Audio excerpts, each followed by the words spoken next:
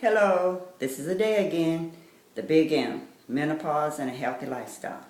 Just finished riding my bike. It is 6-ish and my heart rate did go up. However, it's not been 5 minutes since I got off my bike and came inside, and my heart rate is going back down. So staying away from the spicy foods is really working. Today, when I was at the vegan cafe, I saw a gentleman having one of my favorite things. It's the vegan chili dog with all of the dressings. The chili, the spicy mustard, vegan mayo, ketchup, the chili, the whole nine. And as I sat there watching him, the top of his head started sweating. He's bald. And ringlets was coming down, little rivers of water coming down his head. And I was like, "Are you having a hot flash?" He's like, "No, it's my blood pressure." I'm like, "Is your heart rate up too?" He's like, "No, just my blood pressure." I'm like, So he has hypertension and his blood pressure is going up eating these spicy foods. And it made me stop and take pause for a moment on what's happening inside of my body when I eat these foods. And I'm like, okay.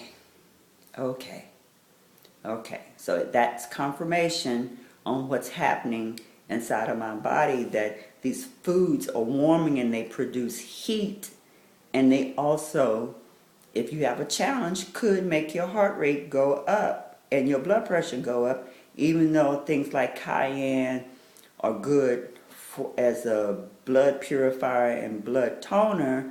It's just that sometimes those are things that you can't have. And he's going, "Well, it happens all the time and I'm not giving up my spicy food." And it just confirmed to me that sometimes people are not willing to do what it takes to get healthy. They would much rather be on some blood pressure medication or some insulin for diabetes or whatever the health challenge is. They would much rather take a pill for it than to give up whatever is a trigger for it. It's like me, for instance. I love chocolate.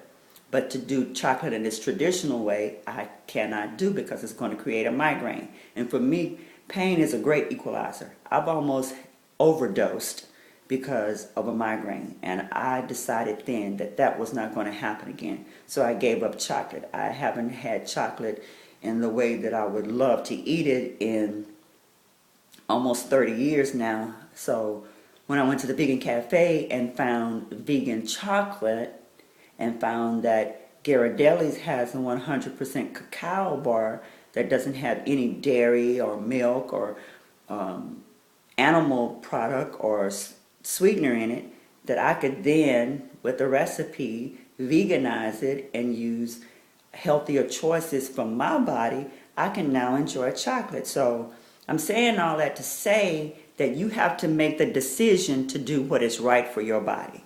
You have to be willing sometimes to make sacrifices to do what is in the best interest of your overall health. Would I love to have a vegan hot dog, chili dog, with all the dressings on it the way I love it? Of course I would. Would I love to have some garlic kale? Of course I would. Right now, though, I cannot have it. I'm making the choice for my overall health. And once I get my menopause symptoms more manageable, where I can reintroduce these foods into my diet, then that's what I'm going to do. So I'm signing off. It's time for me to do my exercise. Tonight I'm going to try it in the evening versus in the morning and see what happens. So peace and blessings. This is a day. May you have cool moments in your life.